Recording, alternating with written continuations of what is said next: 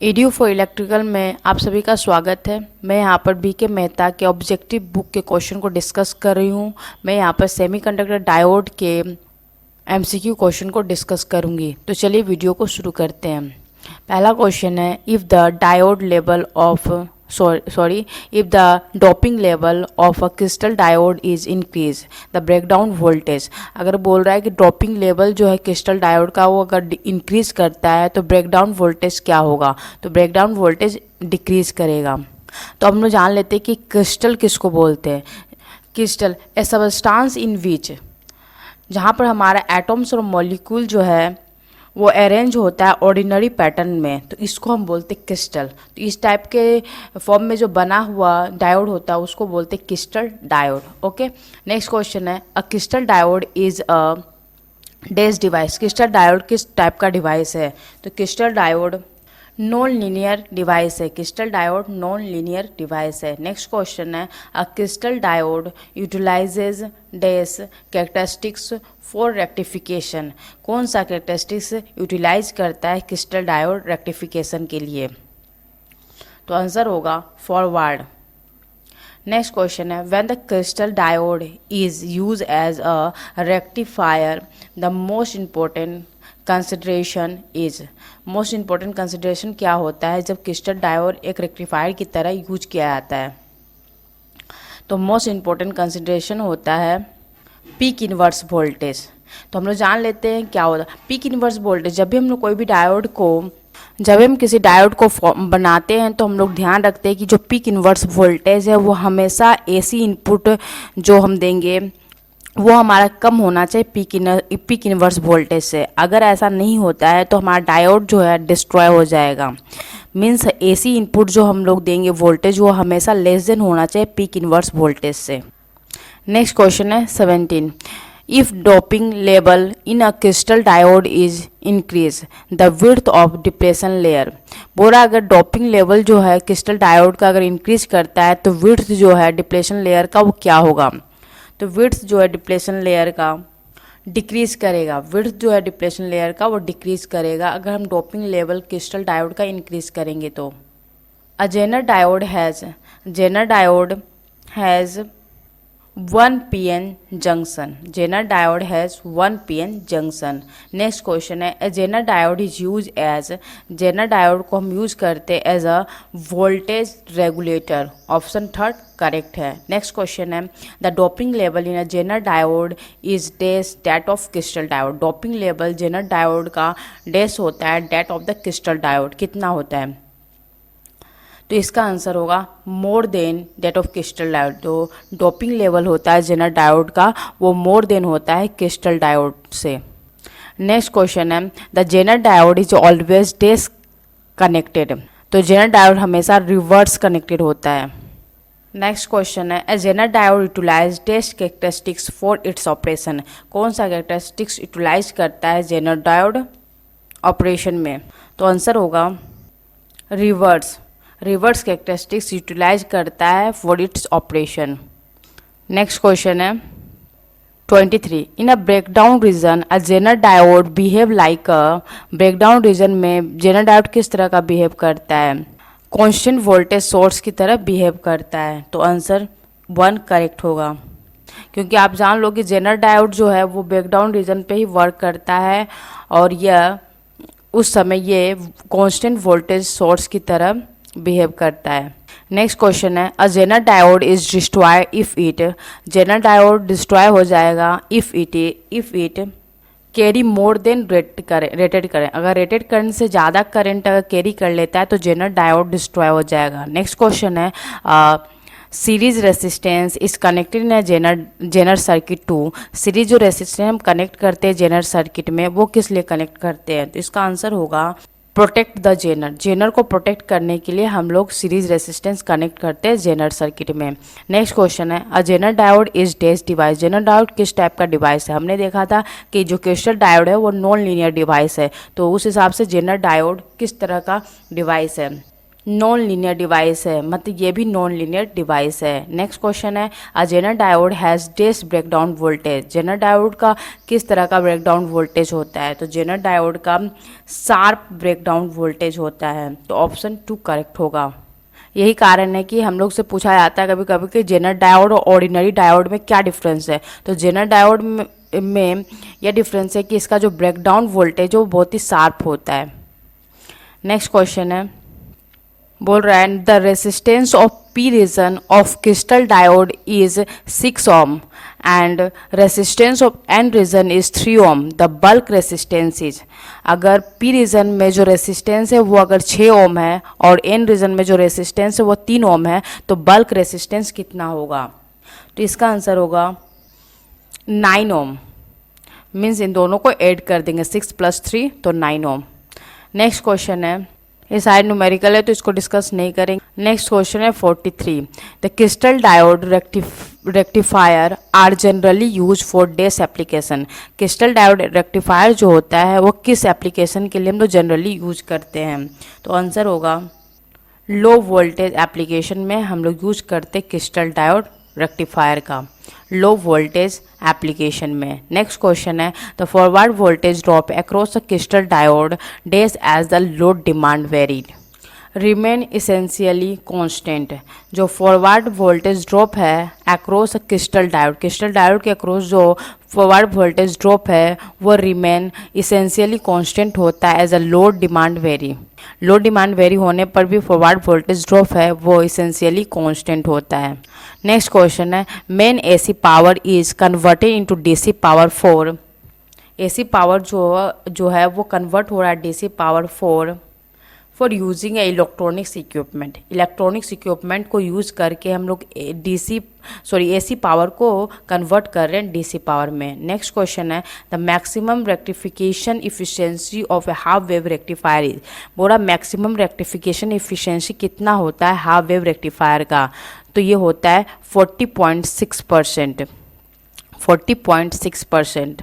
Next question है in half wave rectifier if the input frequency is 50 hertz then output has a frequency of. तो input frequency अगर 50 hertz है तो output frequency भी हमारा 50 hertz होगा, क्योंकि ये हाफ साइकिल में ही वर्क करता है, फुल साइकिल पर वर्क नहीं करता है।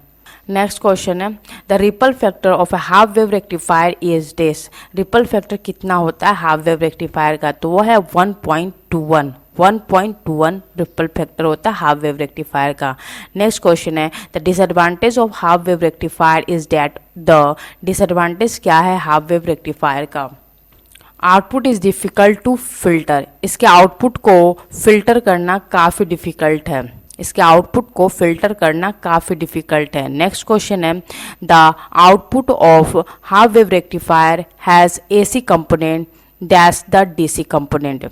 बोला आउटपुट जो है हमारा हाफ वेव रेक्टिफायर का has AC component more then the DC component. AC component जो होगा वो मोर देन होगा डीसी कंपोनेंट से, मतलब एसी कंपोनेंट ज़्यादा होगा। जो हमको आउटपुट जो सिग्नल मिलेगा, जो आउटपुट जो मुझे मिलेगा उसमें एसी कंपोनेंट ज़्यादा होगा compare to DC component.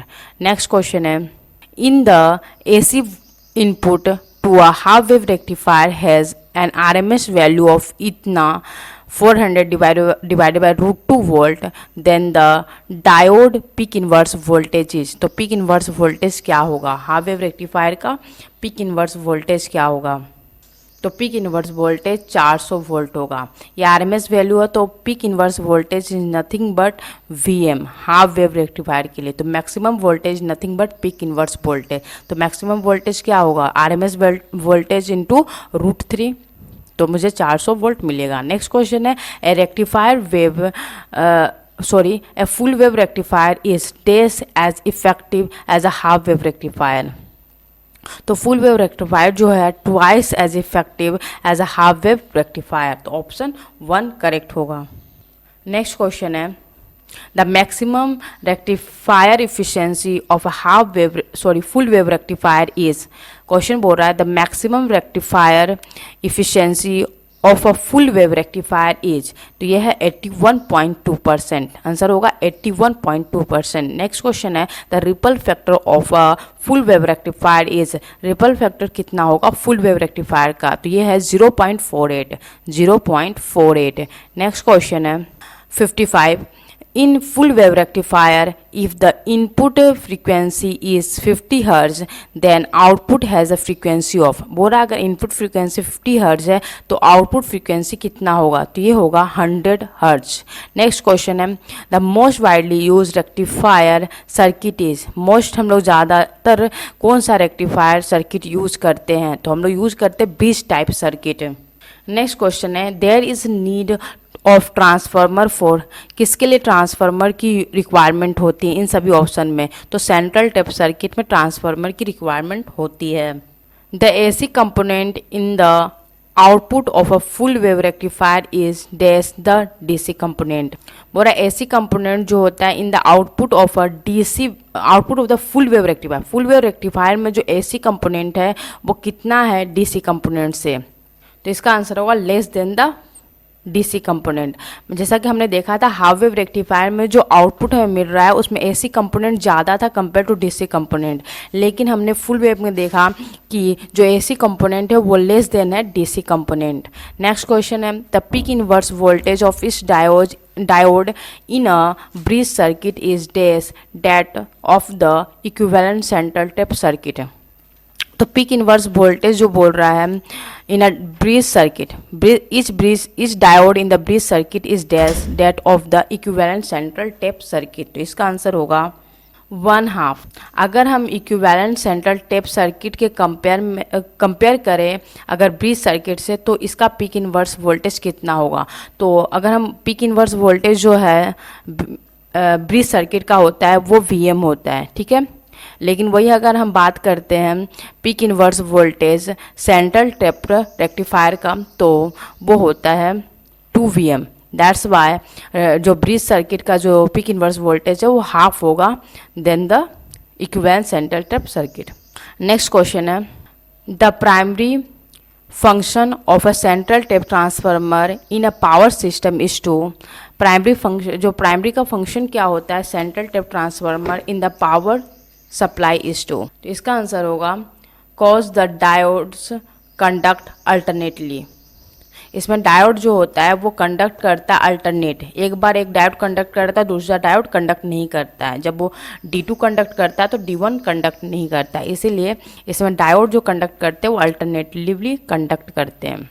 Next question है a crystal diode can be use as a rectifier because it offer, crystal diode जो है उसको हम यूज़ करते हैं रेक्टिफायर के रूप में, क्यों, तो इसका रीज़न क्रिस्टल डायोड को हम रेक्टिफायर के रूप में यूज कर सकते हैं क्योंकि high resistance in one direction and low resistance in the other direction, एक डायरेक्शन में हाई रेसिस्टेंस होता है और अदर डायरेक्शन में लो रेसिस्टेंस होता है, जिसके वजह से क्रिस्टल डायोड को हम रेक्टिफायर के रूप में यूज कर सकते हैं। नेक्स्ट क्वेश्चन है crystal diode rectifier can handle dash than the vacuum tube rectifier, तो क्रिस्टल डायोड जो होता है rectifier can handle more power than the vacuum tube rectifier, vacuum tube rectifier के कंपेयर में crystal diode rectifier more power को handle कर सकता है। नेक्स्ट क्वेश्चन है for the same secondary voltage the output voltage from a central tap circuit is dash than that of bridge circuit,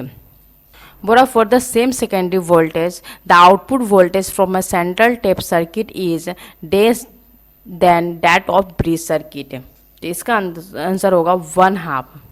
next question है if peak inverse rating of a diode is exceeded the diode, अगर peak inverse rating जो है diode का वो exceed कर देता है diode के रेटिंग से तो क्या होगा, तो डायोड जो है वो डिस्ट्रॉय हो जाएगा, इसलिए पीक इनवर्स वोल्टेज है वो हम लोग जब भी डायोड बनाते हैं तो हम लोग चेक करते हैं कि जो हमारा पीक इनवर्स वोल्टेज है वो हमेशा ज़्यादा होना चाहिए एसी इनपुट वोल्टेज से, जो एसी इनपुट वोल्टेज हम दे रहे हैं उससे पीक इनवर्स वोल्टेज जो है वो ज़्यादा होना चाहिए।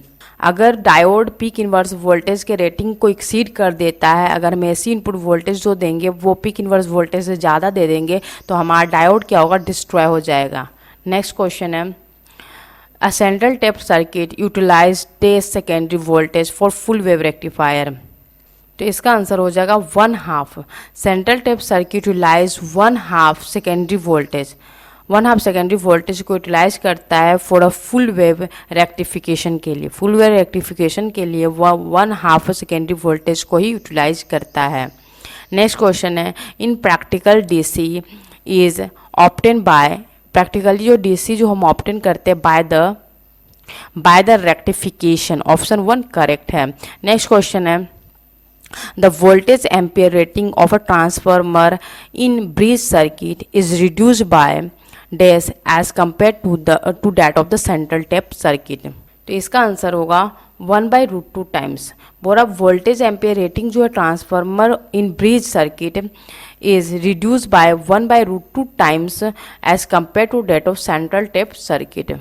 नेक्स्ट क्वेश्चन है, the function of filter circuit in a power system is to. Filter circuit का जो हम यूज करते हैं पावर सिस्टम में उसका क्या फंक्शन होता है. तो इसका आंसर होगा separate the AC and DC component of rectifier voltage. Filter circuit का पावर सिस्टम में ये काम होता है कि वो सेपरेट करता है एसी और डीसी कंपोनेंट को ऑफ अ रेक्टिफायर वोल्टेज से. मतलब रेक्टिफायर वोल्टेज के एसी और डीसी कंपोनेंट को सेपरेट करता है फिल्टर सर्किट. नेक्स्ट क्वेश्चन है, a 10 volt power supply would use dash as a filter capacitor. 10 volt power supply के लिए किस टाइप के कैपेसिटर का हम यूज करते हैं. तो इसका आंसर होगा इलेक्ट्रोलाइटिक कैपेसिटर. Electrolytic capacitor. तो हम लोग जान लेते हैं किस टाइप के कैपेसिटर का यूज कितने वोल्ट वाले में किया जाता है. तो power supply having output voltage more than 450 volt. अगर पावर सप्लाई का जो आउटपुट वोल्टेज है वो मोर देन 450 वोल्ट है तब हम वहाँ पर पेपर कैपेसिटर का यूज करते हैं. अगर हमारा जो वोल्टेज है वो लेस देन 450 वोल्ट है और मोर देन 100 वोल्ट है, लेस देन 450 वोल्ट है और मोर देन 100 वोल्ट है तो हम लोग वहाँ पर यूज करेंगे इलेक्ट्रोलाइट कैपेसिटर. अगर लेस देन 100 वोल्ट भी है तब भी हम वहाँ पर इलेक्ट्रोलाइट कैपेसिटर यूज करेंगे. अगर 450 वोल्ट से ज़्यादा है तब हम वहाँ पर पेपर कैपेसिटर यूज करेंगे. अदरवाइज हम लोग यूज करेंगे electrolytic capacitor. A 1000 volt power supply would use. हमने बताया था कि मोर देन 450 वोल्ट के लिए हम लोग यूज करते हैं पेपर कैपेसिटर. तो यहाँ पर 1000 वोल्ट है तो ऑब्वियसली हम यहाँ पर यूज करेंगे पेपर कैपेसिटर. नेक्स्ट क्वेश्चन है 71, the dash filter circuit result in the best voltage regulation. कौन सा फिल्टर सर्किट रिजल्ट देता है बेस वोल्टेज रेगुलेशन का. तो उसका आंसर होगा चौक इनपुट. चौक जो इनपुट होता है वो चौक इनपुट फिल्टर जो होता है circuit result the best voltage regulation. Next question है, if the input frequency of 3 phase rectifier is 50 hertz then the output will have the frequency of. अगर इनपुट फ्रीक्वेंसी अगर 3 फेज रेक्टिफायर का 50 hertz है तो output frequency कितना होगा. तो इसका आंसर होगा 100 हर्ट्ज. नेक्स्ट क्वेश्चन है, the peak value to the input to a half wave rectifier is 10 volt. अगर पीक वैल्यू जो है input of the half wave rectifier input का पीक वैल्यू जो है 10 वोल्ट है तो approximate peak value of the output is. Approximate peak value क्या होगा आउटपुट का. तो आंसर होगा 9.3 वोल्ट. नेक्स्ट क्वेश्चन है For question number 73, the diode must be able to withstand a reverse voltage of. Diode कितने reverse voltage तक extend कर सकता है. तो 74 का आंसर होगा 10 वोल्ट तक एक्सटेंड कर सकता है. 10 वोल्ट तक वो विथस्टैंड कर सकता है. उससे ज़्यादा अगर वोल्टेज होता है रिवर्स वोल्टेज तो वो डिस्ट्रॉय हो जाएगा. नेक्स्ट क्वेश्चन है, total secondary voltage in a central tape full wave rectifier is इतना वोल्ट RMS. ठीक है. Neglecting the diode drop in the RMS output voltage. RMS output voltage से हम अगर नेग्लेक्ट कर दें डायोड ड्रॉप को तो आंसर क्या होगा. तो आंसर होगा 62.5 वोल्ट. 62.5 वोल्ट. नेक्स्ट क्वेश्चन है क्वेश्चन नंबर 75 से, if the diode drop is included. अगर डायोड ड्रॉप उसमें इंक्लूड है the RMS output voltage is. RMS output voltage क्या होगा अगर डायोड ड्रॉप अगर इंक्लूडेड है. तो हमने जाना था 125 था, 125/2, तो हमें मिला था क्या रिजल्ट, 62.5। अगर इसमें ड्रॉप को भी इंक्लूड कर दे, डायोड के ड्रॉप को भी इंक्लूड कर दे, तो हमारा कितना ऐड हो जाएगा, क्योंकि जनरली डायोड जो हम बनाते हैं वो सिल्वर का बना होता है, तो सिल्वर मतलब ड्रॉप कितना हो जाएगा, वोल्टेज ड्रॉप 0.7, ये माइनस हो जाएगा इससे,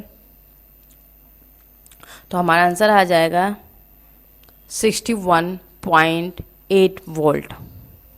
ठीक है, नेक्स्ट क्वेश्चन है, सॉरी यहाँ पे सिल्वर नहीं सिलिकॉन का बना होता है, मैक्सिमम जो डायोड बने होते हैं वो सिलिकॉन का बने होते हैं, तो सिलिकॉन के जो वोल्टेज ड्रॉप होते हैं, फॉरवर्ड वोल्टेज ड्रॉप वो 0.7 होता है।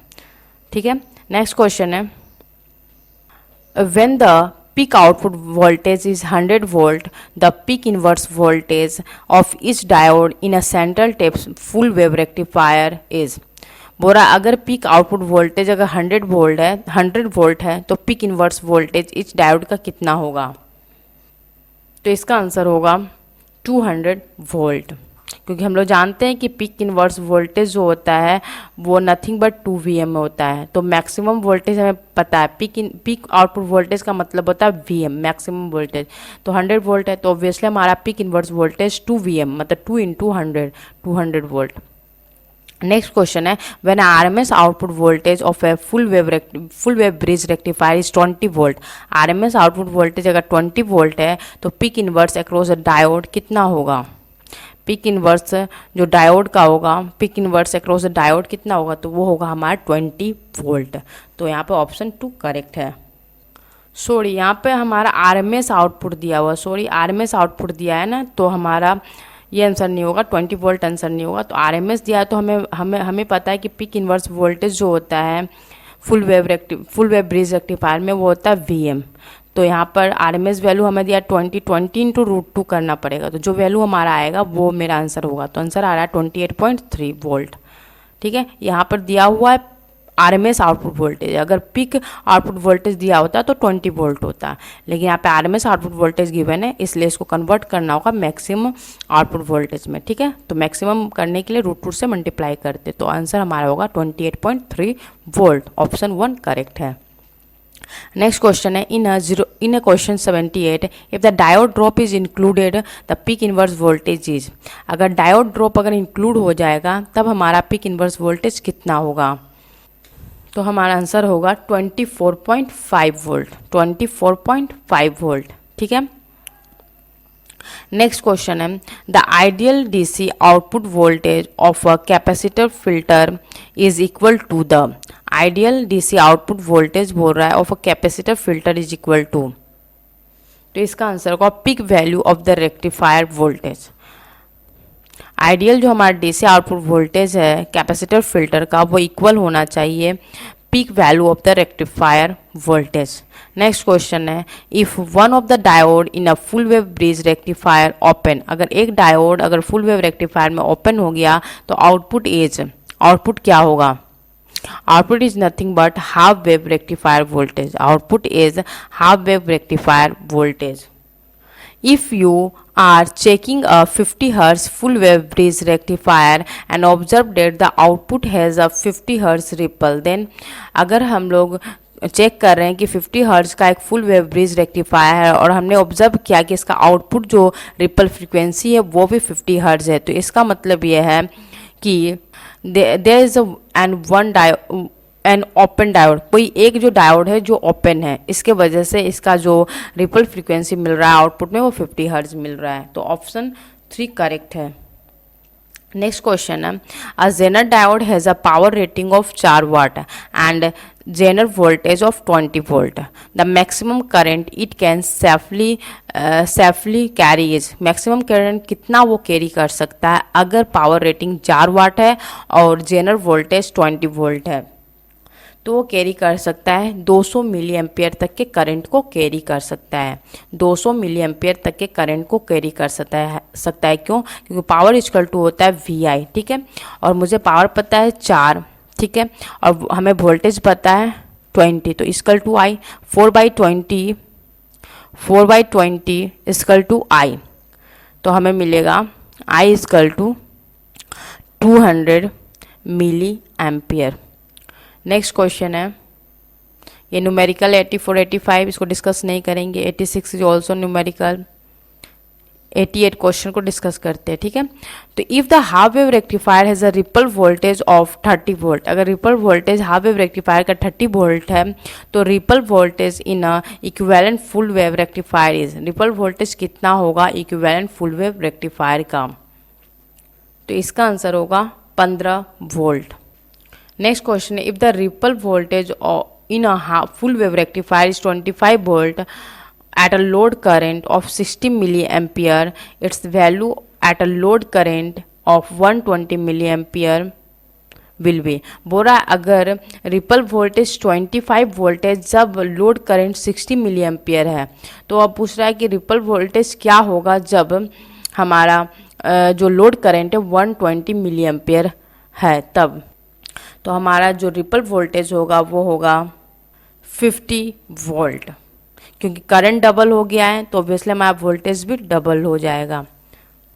नेक्स्ट क्वेश्चन है, अब photo diode is normally, photo diode जो होता है वो नॉर्मली रिवर्स बायस्ड होता है। फोटो डायोड जो होता है वो नॉर्मली रिवर्स बायस्ड होता है।